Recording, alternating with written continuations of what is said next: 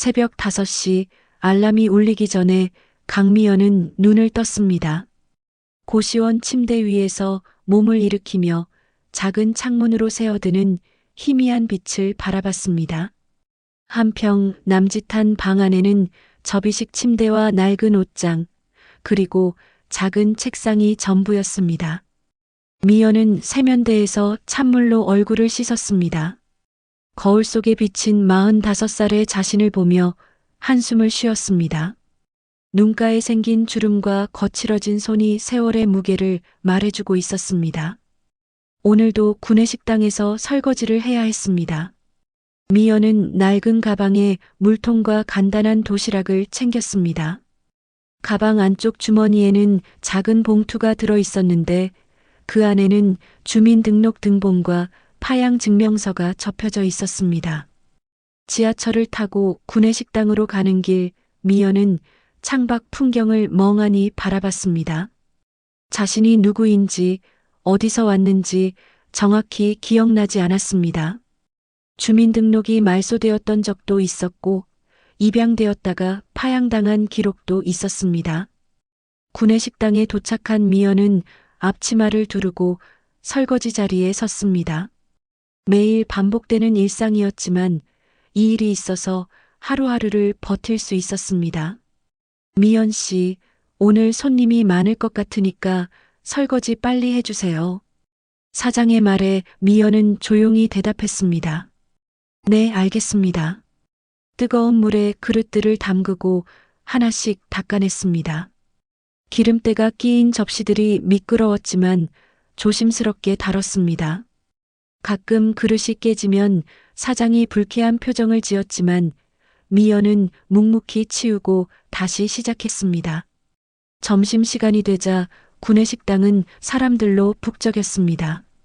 회사원들이 줄을 서서 밥을 받아가는 동안 미연은 쉴 틈 없이 설거지를 했습니다. 사람들의 대화가 귀에 들려왔습니다. 요즘 취업이 어려워. 경력이 없으면 아예 상대도 안 해줘. 추천인이라도 있어야 하는데 말이야. 나이 들면 더 힘들지. 40, 50대 되면 할 일이 없어. 미연은 그 말들을 들으며 손을 멈추지 않았습니다. 자신의 이야기 같았습니다. 제대로 된 경력도 추천해줄 사람도 가족도 없었으니까요. 오후에는 오피스텔 청소 일을 해야 했습니다. 무거운 청소 도구를 끌고 엘리베이터에 올라탔습니다. 빈 사무실들을 하나씩 열고 들어가서 청소를 시작했습니다. 먼지 쌓인 책상을 닦고 바닥을 쓸고 화장실을 청소하는 일은 힘들었습니다. 무릎이 아팠지만 병원 갈 돈이 아까워서 참았습니다. 가끔 사무실에 남아있는 직원들이 수군거리는 소리가 들렸습니다. 저 아줌마 매일 와. 혼자 사나 봐. 가족 없나 봐. 좀 불쌍하네. 미연은 들은 척하지 않고 청소를 계속했습니다. 불쌍하다는 말이 마음에 와 닿았지만 화낼 힘도 없었습니다. 저녁 늦게 고시원으로 돌아온 미연은 컵라면으로 저녁을 먹었습니다. 작은 책상에 앉아 라면을 먹으며 창밖을 봤습니다. 다른 고시원 방에서도 불빛이 새어나왔습니다. 라면을 다 먹고 나서 미연은 침대 옆 상자를 열었습니다. 그 안에는 낡은 오리 인형이 하나 들어 있었습니다. 노란색 털은 누렇게 바랬고 한쪽 눈은 떨어져 나간 상태였습니다. 하지만 미연에게는 가장 소중한 물건이었습니다. 오리 인형을 꼭 안고 침대에 누운 미연은 천장을 바라봤습니다. 내일도 똑같은 하루가 기다리고 있겠지만 그래도 살아가야 했습니다. 이름도 집도 가족도 다 내게 없었어요. 미연은 오리 인형에게 속삭였습니다. 아무도 들어주지 않는 말이었지만 그래도 누군가에게는 해야 할 것 같았습니다. 창밖으로 도시의 불빛들이 반짝였습니다. 수많은 사람들이 살아가는 이 도시에서 미연은 오늘도 자신만의 작은 공간에서 하루를 마감했습니다. 며칠 후 미연은 신문 구일란을 뒤적이며 새로운 일자리를 찾고 있었습니다. 청소업체에서 정규직을 뽑는다는 광고를 발견하고 전화를 걸었습니다. 내일 오후 2시에 오세요. 면접 기회를 얻은 미연은 가장 깔끔한 옷을 준비했습니다. 몇 안 되는 옷 중에서 가장 나은 블라우스를 골라 입고 거울 앞에서 머리를 단정하게 묶었습니다. 다음 날 오후 미연은 청소업체 사무실에 도착했습니다. 작은 사무실에는 책상 2개와 의자 몇 개가 전부였습니다. 40대 남성이 앉아서 서류를 보고 있었습니다. 강미연 씨 맞죠? 앉으세요. 면접관은 미연이 준비한 이력서를 받아 훑어봤습니다. 이력서에는 빈 공간이 많았습니다. 경력란에는 단발적인 아르바이트들만 적혀 있었습니다. 이전 직장에서 추천서 받아오셨나요? 죄송합니다. 대부분 단기간 일이어서. 보증인은 있으시죠? 가족분이나 친척 중에서요. 미연은 잠시 말을 멈췄습니다. 어떻게 대답해야 할지 몰랐습니다. 보호자는 계시나요? 응급 상황에 연락할 뿐이요. 저 혼자 살고 있습니다. 면접관은 펜을 내려놓고 미연을 바라봤습니다. 그의 표정에서 이미 결과를 알 수 있었습니다. 죄송하지만 저희는 좀 더 안정적인 분을 원합니다. 가족이 있어서 책임감 있고 오래 다닐 수 있는 분 말이에요. 네, 알겠습니다. 미연은 조용히 대답하고 이력서를 다시 받아들었습니다. 예상했던 결과였지만 여전히 마음이 무거웠습니다. 사무실을 나온 미연은 한숨을 쉬었습니다. 또다시 거절당했습니다. 경력도 추천인도 보증인도 없는 자신이 할 수 있는 일이 과연 있을까 싶었습니다. 버스를 타고 돌아가는 길에 미연은 창밖을 바라보며 생각했습니다. 어릴 적 기억들이 희미하게 떠올랐습니다. 고아원에서 지낸 기억, 여러 가정을 오가며 지낸 시간들. 그때 누군가 자신을 수진이라고 불렀던 것 같았습니다. 확실하지는 않았지만 분명히 그런 이름으로 불린 적이 있었던 것 같았습니다. 그런데 언제부터 미연이 되었을까요? 고시원에 도착한 미연은 방에 들어가 이력서를 책상 위에 놓았습니다. 또 다른 구인 광고를 찾아봐야 했지만 의욕이 생기지 않았습니다. 그때 복도에서 목소리가 들려왔습니다. 미연 씨, 들어오셨어요? 문을 열자 옆방에 사는 김아주머니가 서 있었습니다. 미연보다 몇 살 많아 보이는 여성으로 가끔 복도에서 만나면 인사를 나누는 사이였습니다. 면접 어떠셨어요? 잘 안 된 것 같아요. 그럴 줄 알았어요. 요즘 어디든 까다롭더라고요. 그런데 미연 씨 요양보호사는 어때요? 사람 일은 모르잖아요. 미연은 고개를 들었습니다. 요양보호사라는 말을 들어본 적은 있었지만 자세히는 몰랐습니다. 요양보호사요? 네, 저도 작년에 자격증 땄거든요. 나이 들어서도 할 수 있고 사람 돌보는 일이라 보람도 있어요. 힘들긴 하지만 다른 일보다는 안정적이에요. 김아주머니는 자신의 경험을 들려줬습니다. 요양원에서 어르신들을 돌보는 일부터 개인 간병까지 여러 가지 일을 할 수 있다고 했습니다. 자격증만 있으면 나이나 경력을 크게 따지지 않는다고도 했습니다. 생각해 보세요. 나쁘지 않을 거예요. 김아주머니가 돌아간 후 미연은 방에 앉아 생각했습니다. 요양보호사, 사람을 돌보는 일이라고 했습니다.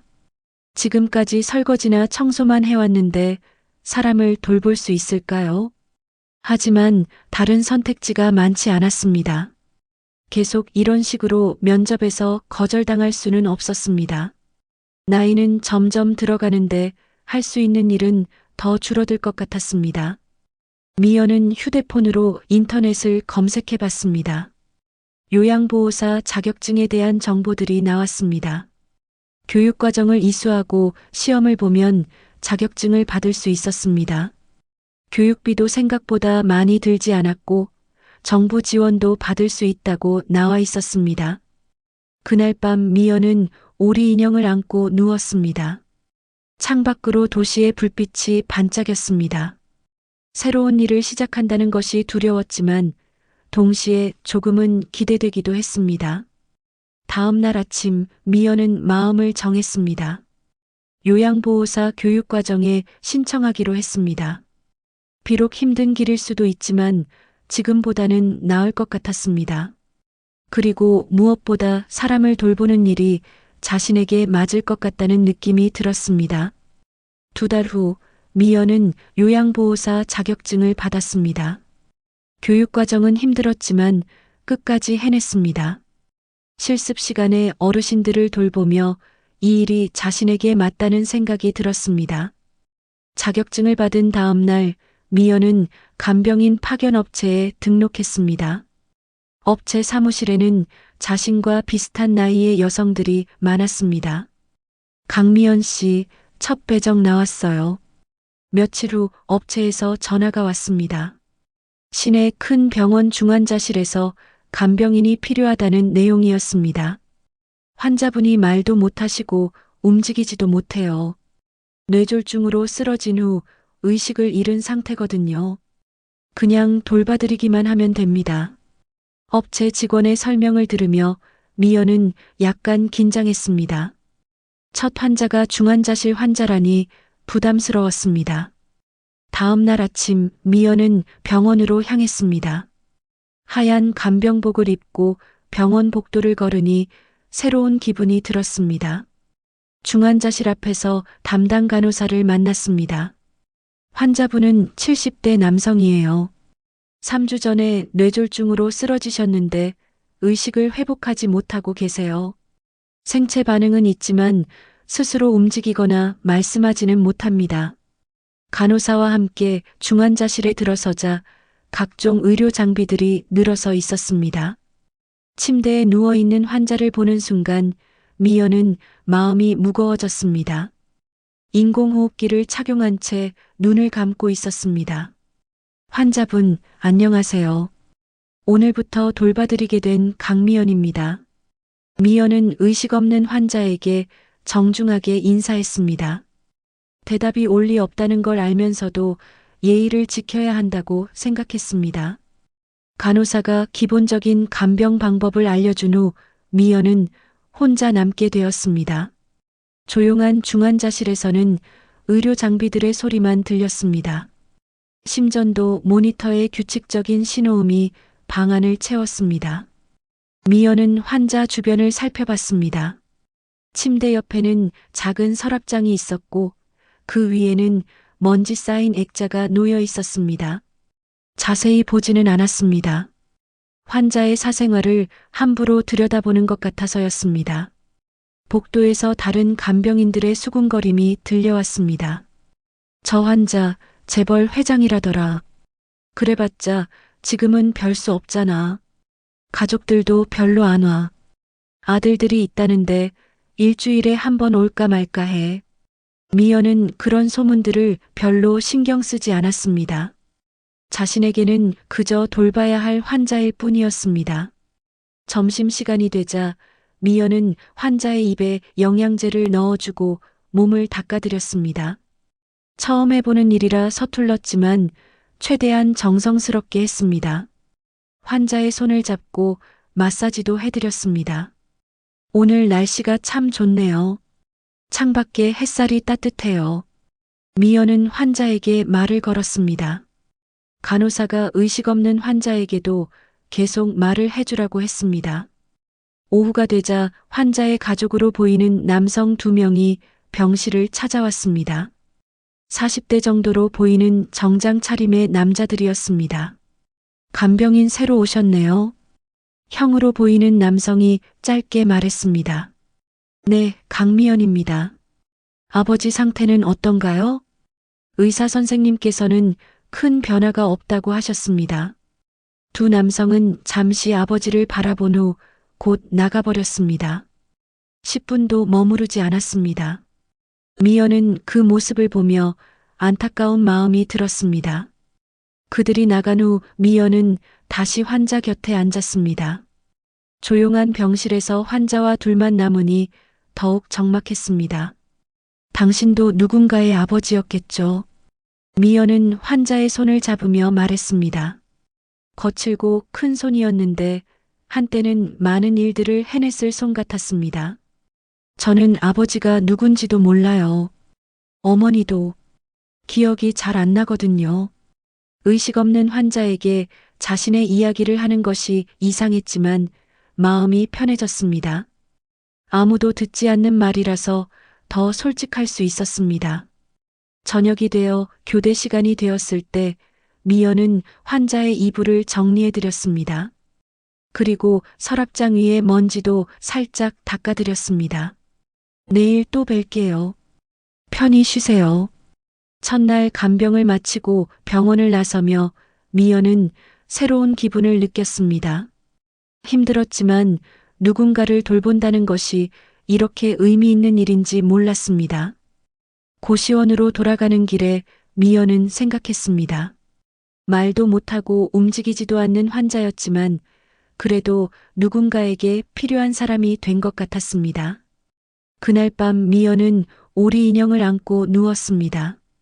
내일부터 매일 그 환자를 돌볼 텐데 조금씩 나아질 수 있을까요?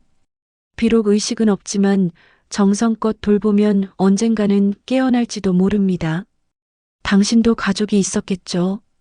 저는 기억만 겨우 붙잡고 있어요. 미연이 그 환자를 돌본 지 일주일이 지났습니다. 매일 아침 병원에 와서 환자의 몸을 닦아드리고 마사지를 해드리고 영양제를 먹여드리는 일이 익숙해졌습니다. 의식 없는 환자와 함께 있는 시간이 길어지면서 미연은 자연스럽게 혼잣말을 하게 되었습니다. 오늘은 날씨가 정말 좋네요. 창밖에 햇살이 참 예뻐요. 미연은 환자에게 말을 걸며 침대 시트를 정리했습니다. 의사들은 의식 없는 환자에게도 말을 많이 해주라고 했습니다. 혹시 들을 수도 있다면서요. 그날 오후 미연은 평소처럼 환자 주변을 정리하고 있었습니다. 서랍장 위에 먼지를 닦고 의료 장비들을 확인하고 침대 주변을 깨끗하게 치우는 일이었습니다. 그런데 서랍장 아래쪽을 닦으려고 몸을 굽히는 순간 뭔가 딱딱한 것이 발에 걸렸습니다. 바닥을 보니 액자 하나가 떨어져 있었습니다. 아마 서랍장 뒤쪽에 끼어 있다가 떨어진 것 같았습니다. 미연은 액자를 집어들었는데 유리가 약간 금이 가 있었습니다. 어머, 이게 뭐지? 액자 안에는 어린아이의 사진이 들어 있었습니다. 서랍장 위에 있던 액자와는 다른 사진이었습니다. 연보라색 원피스를 입은 여자아이가 환하게 웃고 있는 모습이었는데 무릎에는 반창고가 붙어 있었고 손에는 작은 오리 인형을 들고 있었습니다. 미연은 그 사진을 보는 순간 가슴이 뛰기 시작했습니다. 뭔가 낯익은 느낌이 들었습니다. 특히 그 오리 인형이 자신이 가지고 있는 것과 너무나 비슷해 보였습니다. 똑같다고 해도 될 정도였습니다. 이상하네. 왜 이렇게 익숙하지? 미연은 액자를 들고 환자 침대 곁에 앉았습니다. 사진 속 아이를 자세히 들여다봤습니다. 동그란 얼굴에 큰 눈, 그리고 환하게 웃는 모습이 어딘가 친근했습니다. 마치 오래전에 본 적이 있는 것 같은 느낌이었습니다. 그때 액자 뒷면에 뭔가 적혀 있는 게 보였습니다. 미연은 액자를 뒤집어서 확인해 봤습니다. 바랜 종이에 연필로 쓴 글씨가 있었습니다. 글씨가 흐릿해서 자세히 봐야 했습니다. 1979년 봄, 우리 딸 수진과 함께.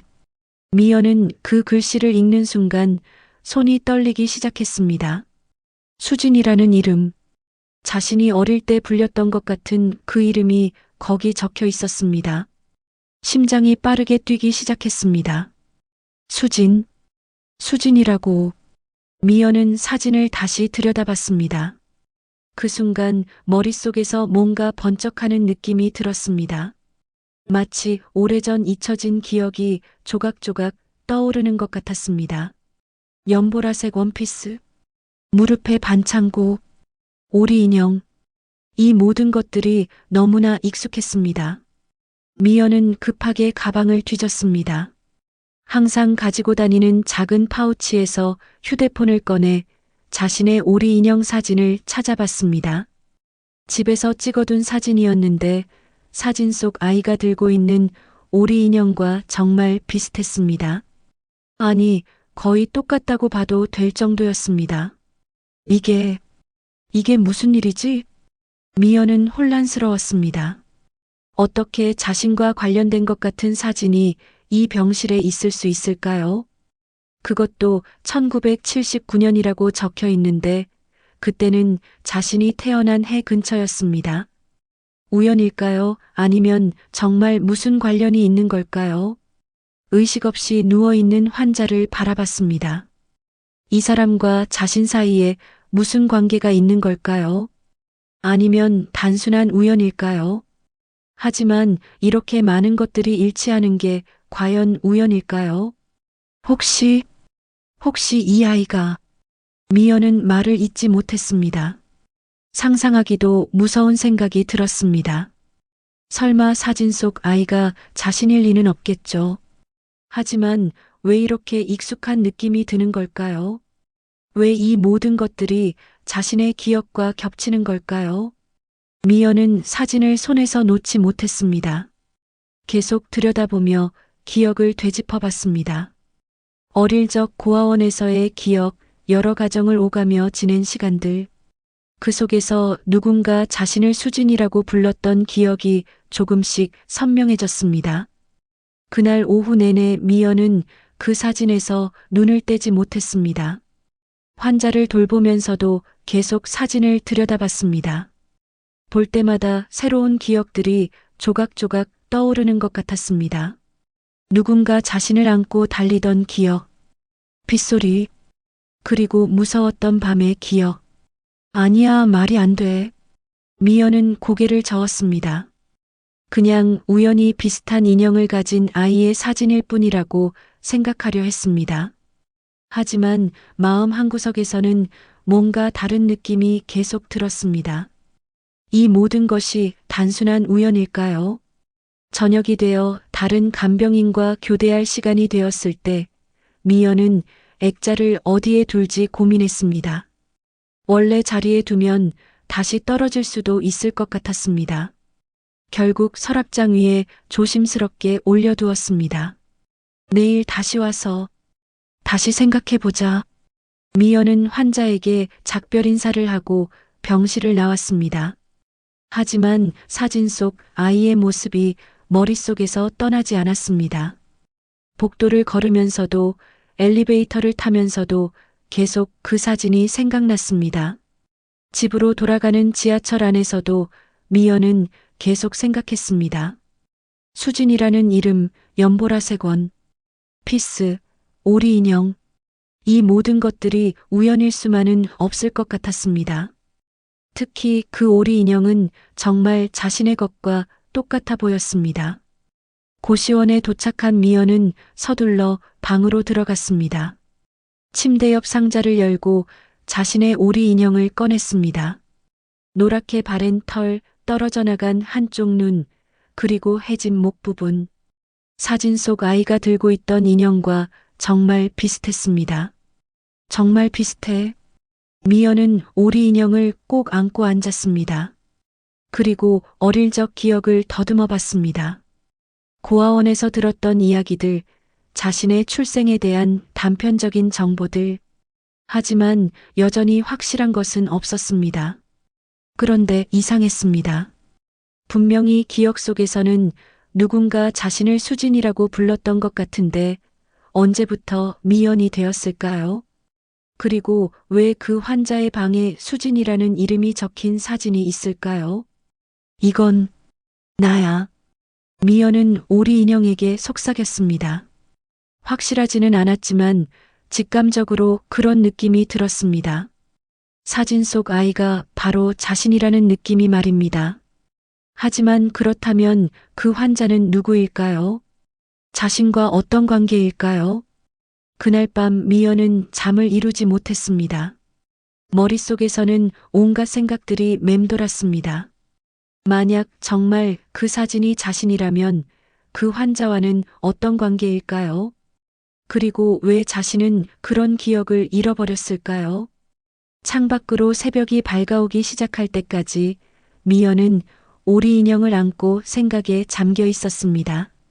내일 병원에 가면 더 자세히 알아봐야겠다고 다짐했습니다. 이 모든 것이 단순한 우연인지 아니면 정말 자신과 관련된 일인지 확인해 봐야 했습니다. 다음 날 아침 미연은 평소보다 일찍 병원에 도착했습니다. 밤새 잠을 제대로 이루지 못한 채 뒤척이다가 새벽부터 일어나 준비했습니다. 어제 발견한 사진 때문에 머릿속이 복잡했습니다. 중환자실에 들어서자 환자는 여전히 같은 자세로 누워 있었습니다. 의료 장비들의 규칙적인 소리만이 조용한 병실을 채우고 있었습니다. 미연은 서랍장 위에 올려둔 액자를 다시 한번 바라봤습니다. 좋은 아침이에요. 미연은 환자에게 인사를 한 후 평소처럼 간병 업무를 시작했습니다. 하지만 마음은 계속 어제 일에 머물러 있었습니다. 사진 속 아이가 정말 자신일까요? 그 수진이라는 이름이 정말 자신의 이름이었을까요? 점심시간이 되어 환자에게 영양제를 먹여드리면서 미연은 용기를 내어 말을 걸어봤습니다. 혹시 수진이라는 아이를 아세요? 물론 대답은 없었습니다. 하지만 미연은 계속 말했습니다. 어제 액자를 하나 찾았어요. 수진이라는 아이 사진이 들어있더라고요. 그때 미연은 문득 어젯밤 내내 생각했던 것을 실행에 옮기기로 했습니다. 집에 가서 자신의 물건들을 확인해 보는 것이었습니다. 혹시 잊고 있던 무언가가 있을지도 모르니까요.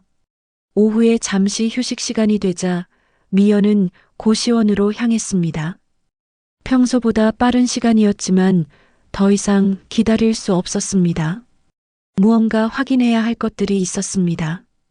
고시원 방에 도착한 미연은 침대 옆에 있는 오래된 상자를 꺼냈습니다.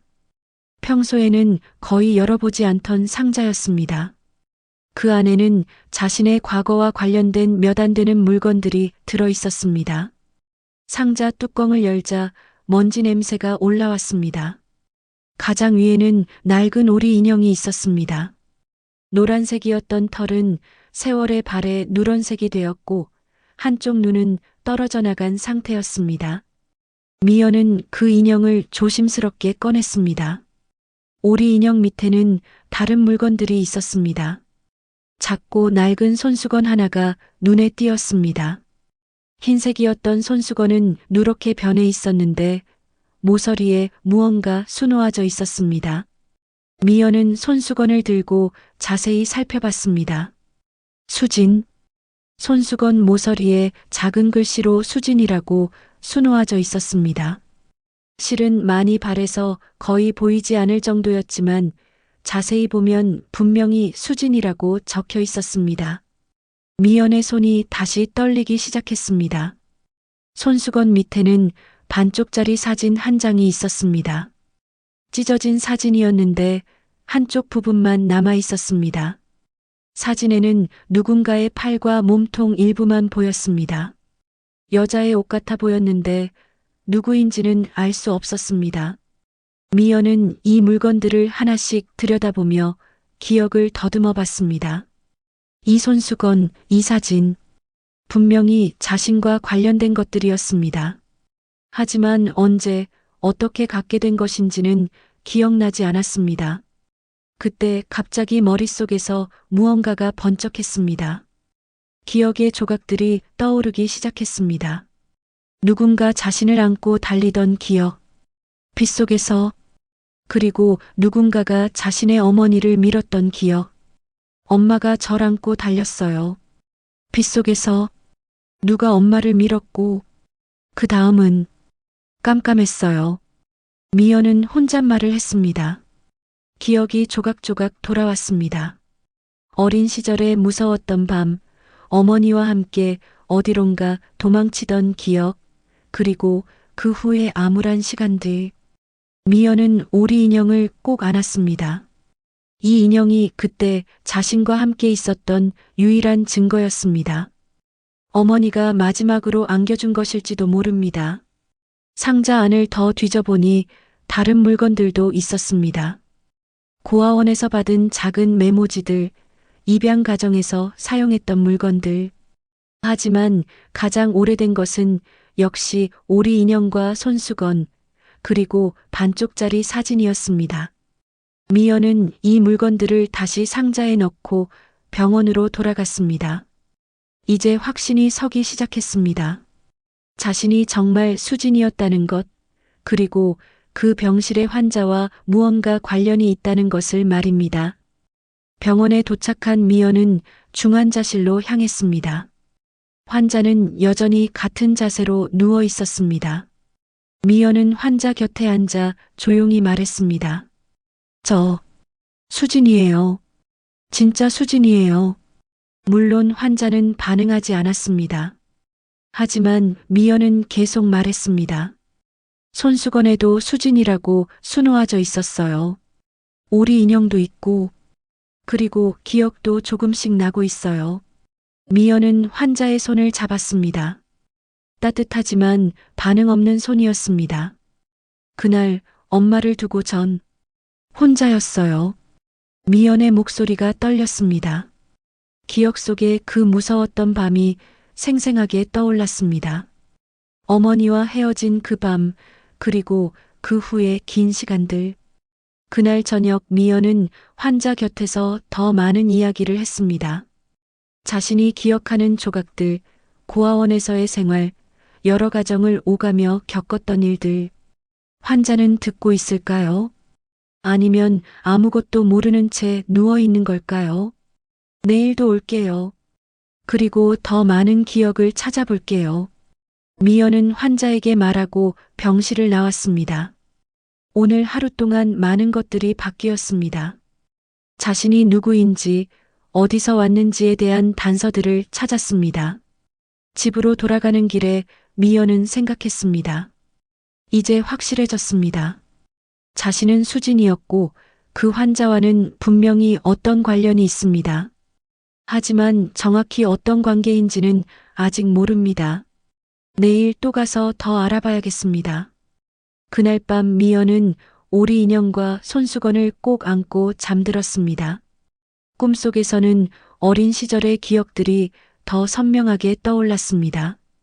누군가 자신을 수진아라고 부르던 목소리, 따뜻했던 어머니의 품, 그리고 그 모든 것을 잃었던 그 밤의 기억들이 말입니다. 다음 날 아침 미연은 어제보다 더 일찍 병원에 도착했습니다. 밤새 꿈속에서 어린 시절의 기억들이 더 선명하게 떠올랐고 이제 확신을 가지고 환자를 마주할 수 있었습니다. 자신이 수진이라는 것, 그리고 이 환자와 무언가 깊은 관련이 있다는 것을 말입니다. 중환자실에 들어서자 환자는 여전히 같은 자세로 누워 있었습니다. 하지만 오늘은 뭔가 달랐습니다. 미연은 환자 곁에 앉아 조용히 말했습니다. 안녕하세요. 저는 수진이에요. 진짜 수진이에요. 환자의 얼굴을 자세히 들여다봤습니다. 주름진 얼굴, 흰 머리카락. 이 사람이 과연 자신과 어떤 관련이 있을까요? 아버지일까요? 아니면 다른 가족일까요? 점심시간이 되어 환자에게 영양제를 먹여드리면서 미연은 계속 이야기를 했습니다. 어제 찾은 물건들에 대해서, 되살아난 기억들에 대해서 말했습니다. 손수건에 수진이라고 수놓아져 있었어요. 아마 엄마가 해주신 것 같아요. 그리고 오리 인형도. 이 인형이 저한테는 가장 소중한 거예요. 오후가 되자 예상치 못한 일이 일어났습니다. 환자의 아들들이 평소보다 일찍 병실에 나타났습니다. 2명의 중년 남성이 정장을 입고 들어왔는데 표정이 어제보다 더 굳어 있었습니다. 간병인분, 잠깐 나가서 기다려 주시겠어요? 형으로 보이는 남성이 말했습니다. 미연은 고개를 끄덕이고 병실 밖으로 나왔습니다. 하지만 문이 완전히 닫히지 않아서 그들의 대화가 들려왔습니다. 형, 이상해. 간병인이 자꾸 아버지한테 뭔가 말하고 다닌대. 뭘 말한다고? 수진이 어쩌고 하면서 혹시 우리가 모르는 뭔가가 있는 건 아닐까? 그런 게 뭐가 있겠어. 아버지는 의식도 없으시고. 그런데 서랍장 위에 액자가 하나 더 생겼어. 어제까지는 없었는데. 미연은 깜짝 놀랐습니다. 자신이 어제 떨어뜨린 액자를 올려둔 것을 그들이 발견한 것 같았습니다. 어떤 액자? 아이 사진이 들어있는 액자야. 그런데 이상하게도 그때 둘째로 보이는 남성이 액자를 들어 형에게 보여줬습니다. 미연은 문틈으로 살짝 들여다봤습니다. 이 사진 누가 났어? 이 여자야? 형이 미연을 의심하는 듯한 말투로 물었습니다. 간병인이 뭔가 알고 있는 것 같아. 자꾸 수진이라고 하면서. 수진? 그게 뭔 소리야? 모르겠어. 하지만 뭔가 이상해. 두 남성은 잠시 아버지를 바라본 후 다시 대화를 이어갔습니다. 어쨌든 이 간병인은 바꾸자. 뭔가 수상해. 그래, 다른 사람으로 바꾸는 게 좋겠어. 미연은 그 말을 듣고 가슴이 철렁했습니다. 자신을 바꾸려고 한다는 것이었습니다. 이제 막 진실에 가까워지고 있는데 이렇게 끝날 수는 없었습니다. 잠시 후 두 남성이 병실에서 나왔습니다. 형이 미연에게 다가왔습니다. 간병인분, 죄송하지만 내일부터는 다른 분으로 교체될 예정입니다. 네? 왜요? 제가 뭔가 잘못했나요? 아니에요. 그냥 가족 사정으로 그렇게 하기로 했습니다. 미연은 당황했지만 차분하게 대답했습니다. 혹시 제가 환자분과 이야기를 나눈 것 때문인가요? 뭘 이야기했다는 거죠? 그냥 일상적인 이야기들이요. 의사 선생님께서 환자분과 많이 대화하라고 하셔서. 두 남성은 서로 눈빛을 주고받았습니다. 그리고 형이 다시 말했습니다. 어쨌든 결정된 일입니다. 오늘이 마지막이니까 정리해 주세요. 그들이 떠난 후 미연은 다시 병실로 들어갔습니다. 환자는 여전히 움직이지 않았지만 미연에게는 이제 더 이상 시간이 없었습니다. 오늘이 마지막일지도 모른다는 생각에 마음이 급해졌습니다. 저를 쫓아내려고 해요. 미연은 환자에게 말했습니다. 하지만 전 포기할 수 없어요. 당신이 누구인지, 저와 어떤 관계인지 알아야 해요. 미연은 환자의 손을 꼭 잡았습니다. 전 증명하러 온 게 아니에요. 그냥 엄마가 지켜준 제 이름을 다시 부르고 싶었어요. 그때 미연은 결심했습니다. 마지막일지도 모르는 오늘 자신이 알고 있는 모든 것을 이야기하기로 했습니다. 제가 기억하는 건 빗속에서 엄마와 함께 뛰었던 거예요.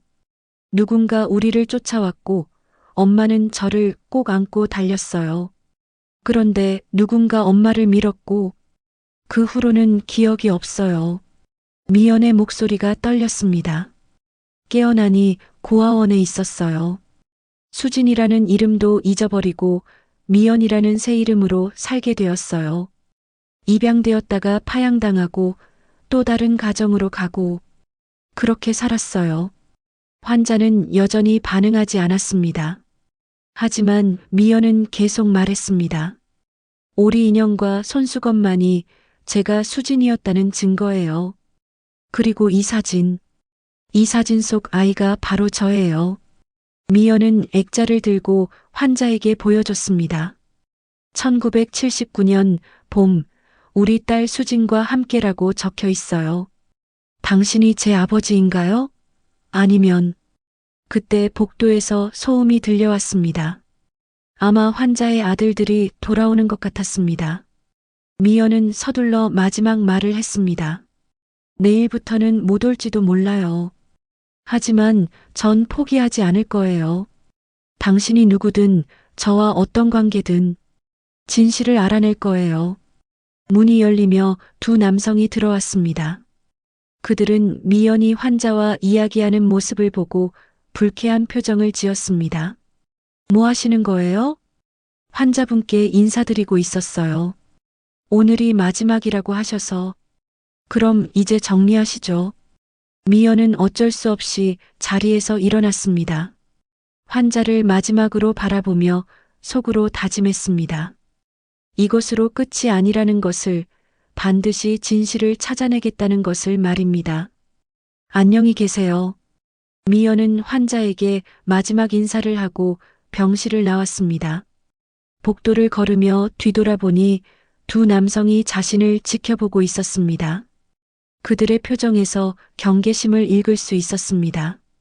병원을 나서며 미연은 생각했습니다. 이들이 왜 이렇게 자신을 경계하는 걸까요? 혹시 숨기고 있는 무언가가 있는 걸까요? 아니면 단순히 낯선 사람이 가족사에 개입하는 것을 원하지 않는 걸까요? 고시원으로 돌아가는 길에 미연은 결심했습니다.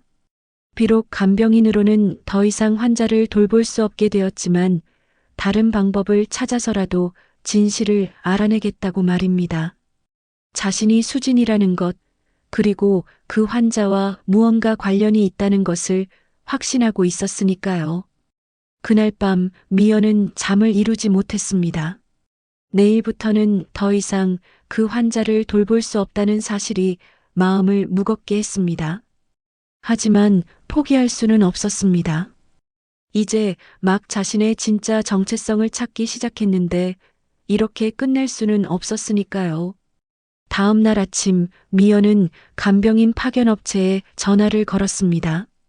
네, 어제 환자 가족분들이 연락하셔서 다른 간병인으로 교체해달라고 하시더라고요. 혹시 제가 뭔가 잘못한 게 있나요? 아니에요. 그냥 가족 사정이라고 하시던데. 미연 씨는 다른 환자 배정받으실 거죠? 미연은 잠시 망설였습니다. 다른 환자를 돌보는 것도 중요했지만 지금은 그것보다 더 중요한 일이 있었습니다. 며칠만 시간을 주세요. 개인적인 일이 있어서. 전화를 끊은 후 미연은 병원으로 향했습니다.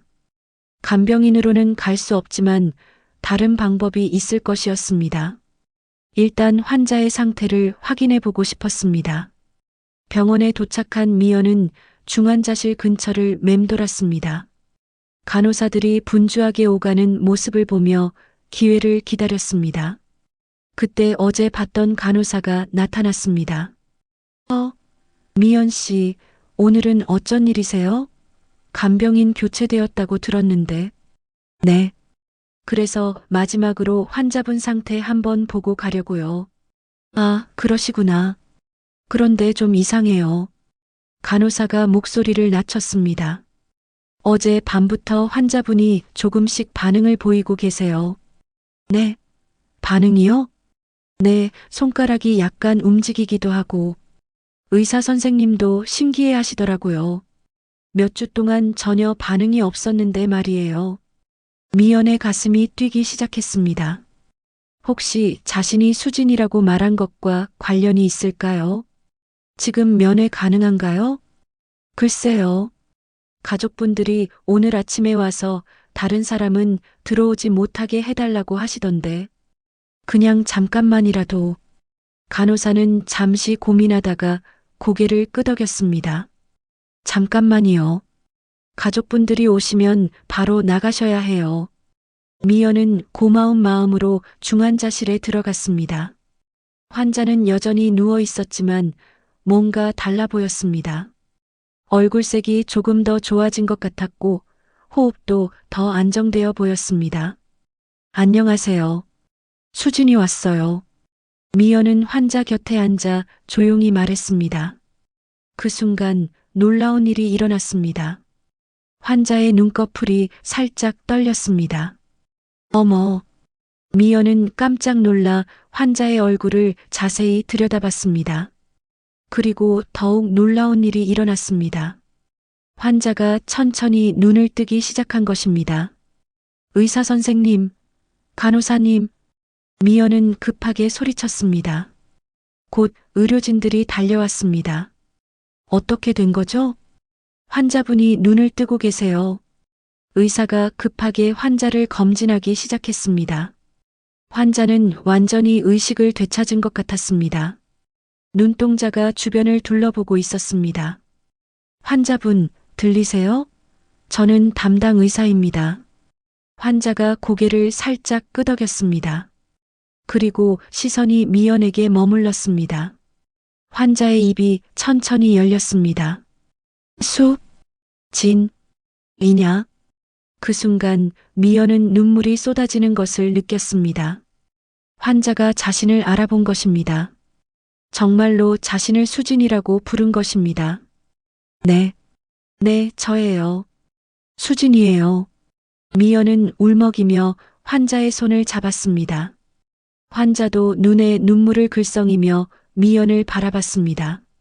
정말 수진이구나. 환자의 목소리는 약했지만 분명했습니다. 그리고 더욱 놀라운 말을 했습니다. 내 엄마, 날 안고 도망쳤어. 우릴 위협한 사람들이 있었어. 미연은 손을 떨며 환자의 말을 들었습니다. 자신의 어린 시절 기억과 일치하는 말이었습니다. 근데 그날 비 오는 밤 너를 지키다 차에 그리고 넌 뺏겼어. 환자가 힘겹게 말을 이어갔습니다. 내가 찾지 못했어. 너무 늦었어. 아니에요. 늦지 않았어요. 미연은 울면서 대답했습니다. 저 여기 있어요. 살아있어요. 그때 병실 문이 열리며 환자의 아들들이 들어왔습니다. 아버지가 깨어났다는 소식을 들고 급하게 온 것 같았습니다. 아버지, 두 아들이 침대로 달려왔습니다. 하지만 환자는 미연에게서 시선을 떼지 않았습니다. 이 사람이 누구예요? 왜 여기 있어요? 형이 미연을 보며 날카롭게 물었습니다. 수진이야. 내 딸. 수진이. 환자가 떨리는 목소리로 말했습니다. 아버지, 무슨 말씀이세요? 딸이라니. 정말. 수진이야. 내가 잃어버린. 환자는 계속 미연을 바라보며 말했습니다. 아들들은 당황한 표정으로 서로를 바라봤습니다. 아버지, 의식이 완전히 돌아오지 않으신 것 같아요. 헛소리를 하시는 거예요. 헛소리가 아니야. 환자가 힘을 내어 말했습니다. 수진이, 내 딸, 내 엄마와 함께 살려고 했던. 그때 환자는 힘겹게 손을 움직여 미연의 손을 꼭 잡았습니다. 미안해.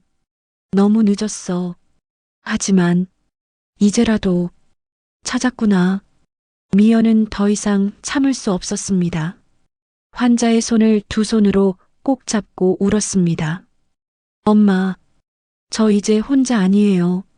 엄마가 지켜준 이름 누가 다시 불러줬어요. 환자도 눈물을 흘리며 미연을 바라봤습니다. 수십 년 만에 다시 만난 아버지와 딸의 순간이었습니다. 아들들은 여전히 이해하지 못하는 표정이었습니다. 하지만 아버지의 확신에 찬 목소리와 두 사람의 모습을 보며 무언가 큰 일이 일어나고 있다는 것을 깨달았습니다. 아버지, 정말로, 그래, 수진이야.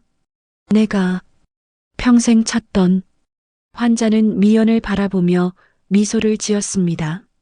수십 년 만에 지어보는 진짜 미소였습니다. 이제 집에 가자. 우리 집에. 미연은 고개를 끄덕였습니다. 드디어 자신이 누구인지 어디에서 왔는지 알게 되었습니다. 그리고 가장 중요한 것은 자신을 찾고 있던 가족이 있었다는 것을 알게 된 것입니다. 일주일 후 미연은 이제는 수지는 아버지가 입원한 병실에 앉아 있었습니다. 아버지는 의식을 되찾은 후 빠르게 회복되고 있었습니다. 의사들도 놀라워할 정도로 상태가 좋아졌습니다. 수진아, 이걸 받아라. 아버지는 침대 옆 서랍에서 봉투 하나와 열쇠를 꺼내 수진의 손에 쥐어줬습니다. 이게 뭐예요? 이건 그때 내 엄마랑 살려고 했던 집이야. 못 지켰던 약속, 이제라도 지키고 싶다. 아버지의 목소리가 떨렸습니다. 봉투 안에는 집 열쇠와 등기부등본이 들어 있었습니다. 아버지, 내 엄마가 마지막에 한 말이 있어.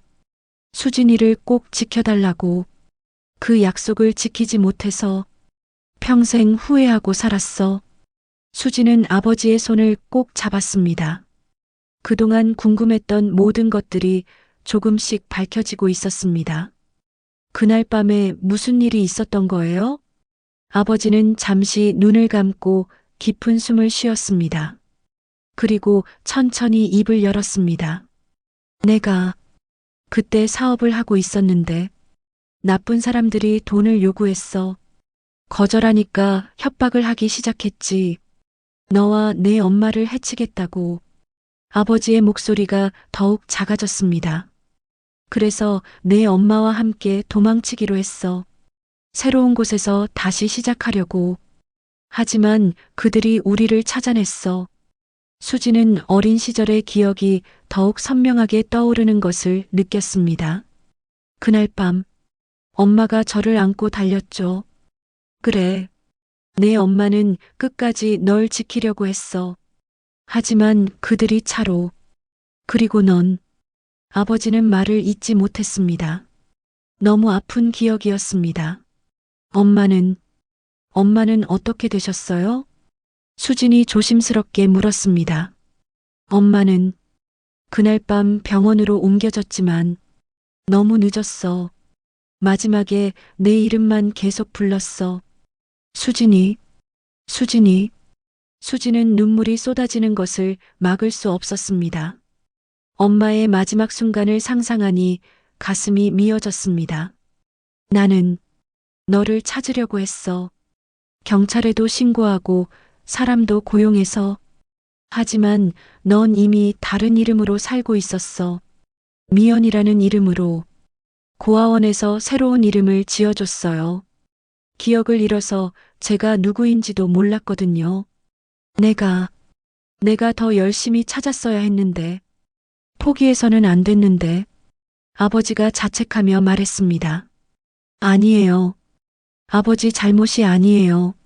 수지는 아버지를 위로했습니다. 오히려 제가 찾아온 게 기적이에요. 우연히 아버지의 간병인이 되어서. 우연이 아니야. 내 엄마가 보내준 거야. 우리를 다시 만나게. 그때 병실 문이 열리며 아버지의 아들들이 들어왔습니다. 지난 일주일 동안 이들도 많은 혼란을 겪었습니다. 갑자기 나타난 이복 누나를 받아들이기가 쉽지 않았던 것입니다. 아버지, 기분은 어떠세요? 형이 조심스럽게 물었습니다. 처음에는 수진을 경계했지만 아버지의 확신과 여러 증거들을 보고 나서는 조금씩 받아들이기 시작했습니다. 좋아. 수진이가 있으니까. 아버지는 수진을 바라보며 미소를 지었습니다. 형, 이제 인정해야 할 것 같아. 둘째가 형에게 말했습니다. DNA 검사 결과도 나왔고, 그리고 아버지 표정 봐. 언제 저렇게 행복해 하시는 걸 봤어? 형도 고개를 끄덕였습니다. 그래. 미안해, 수진 씨. 아니, 수진아. 처음에 너무 놀라서. 괜찮아요. 이해해요. 수진은 미소를 지으며 대답했습니다. 이제 가족이니까 천천히 알아가면 돼요. 며칠 후 아버지는 퇴원할 수 있게 되었습니다. 수진은 아버지가 준 열쇠로 그 집을 찾아갔습니다. 서울 외곽의 조용한 주택가에 있는 작은 집이었습니다. 집안은 오랫동안 비어 있었지만 깨끗하게 관리되어 있었습니다. 거실에는 가족 사진들이 걸려 있었는데 그 중에는 어린 수진의 사진도 있었습니다. 엄마. 수진은 사진 속 젊은 여성을 바라보며 눈물을 흘렸습니다. 어머니의 얼굴이 조금씩 기억나기 시작했습니다. 아버지가 뒤따라 들어왔습니다. 여기가 우리가 함께 살려고 했던 집이야. 내 방도 준비해뒀었어. 아버지는 수진을 작은 방으로 안내했습니다.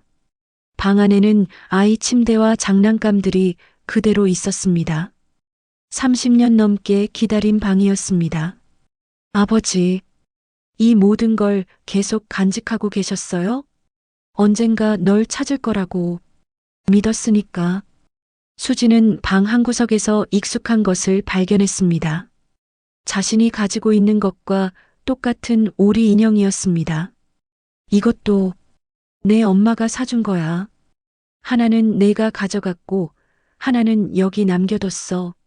수지는 오리 인형을 들고 자신의 낡은 인형과 비교해 봤습니다. 정말 똑같았습니다. 며칠 후 수지는 이 집에서 새로운 삶을 시작하기로 했습니다. 고시원을 정리하고 짐을 옮기면서 그동안의 외로웠던 시간들을 뒤로 했습니다. 아버지는 건강을 회복한 후 수진에게 많은 이야기를 해줬습니다. 어머니와의 사랑 이야기, 수진이 태어났을 때의 기쁨, 그리고 잃어버린 후의 절망과 그리움에 대해서요. 이제 우리 함께 살자, 수진아. 네, 아버지. 어느 날 오후 수진은 동네 어린이집에서 자원봉사를 하고 있었습니다. 아이들을 돌보는 일이 자신에게 맞는다는 것을 깨달았기 때문입니다. 선생님, 이 인형 예뻐요. 한 아이가 수진이 가져온 오리 인형을 보며 말했습니다. 그래. 이 인형은 선생님에게 아주 소중한 인형이야. 왜요? 엄마가 선생님을 지켜주라고 준 인형이거든. 수지는 아이들에게 이야기를 들려주며 생각했습니다. 이제 자신도 누군가를 지켜줄 수 있는 사람이 되었다는 것을 말입니다. 집으로 돌아오는 길에 수지는 어머니의 묘소에 들렀습니다. 아버지가 정성스럽게 관리해온 묘소였습니다. 엄마, 저예요. 수진이에요. 수지는 묘비 앞에 꽃을 놓으며 말했습니다. 아버지 만났어요. 그리고 이제 가족이 생겼어요. 엄마가 지켜준 이름으로 새로운 삶을 시작할게요. 바람이 살짝 불어 수진의 머리카락을 스쳤습니다. 마치 어머니가 대답해주는 것 같았습니다. 그날 저녁 수진은 자신의 방 벽에 손수건을 걸었습니다. 그 손수건에는 직접 쓴 글귀가 적혀 있었습니다. 엄마, 그날 놓쳤던 손, 오늘 다시 붙잡았어요. 이제는 제가 누군가의 손을 놓지 않으려 해요. 창밖으로 따뜻한 저녁 노을이 집안을 물들였습니다. 수지는 오리 인형을 안고 미소를 지었습니다. 긴 여행의 끝에서 드디어 집을 찾은 것입니다. 지워졌던 이름에도 사랑은 남아 있었습니다. 그리고 그 사랑은 다시 가족이 되어 돌아왔습니다.